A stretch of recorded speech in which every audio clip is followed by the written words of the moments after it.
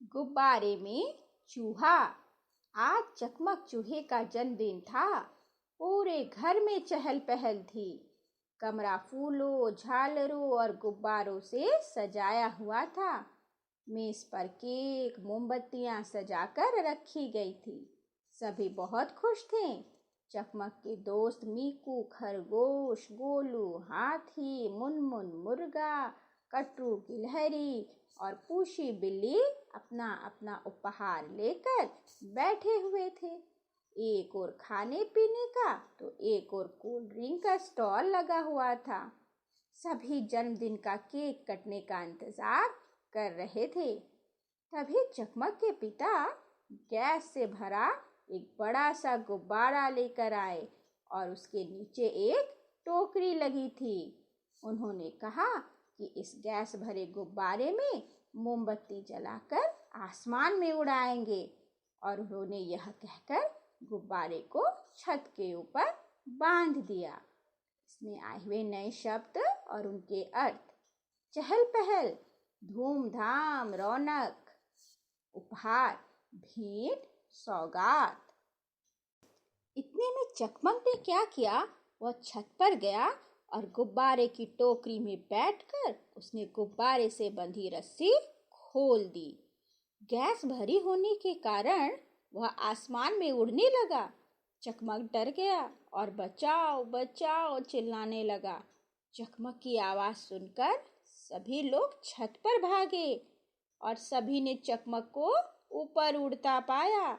सभी दंग रह गए। चकमक के माता पिता तो बहुत घबरा गए। तभी बिन्नू बाज वहां उड़ता हुआ आया और उसने सबके घबराहट का कारण पूछा। सभी ने उसे चकमक के बारे में बताया।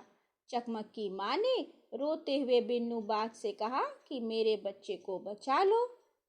बिन्नू बाज ने सभी से चिंता न करने के लिए कहा और उसने कहा कि वह उड़ता हुआ जाएगा और चकमक को धरती पर वापस ले आएगा।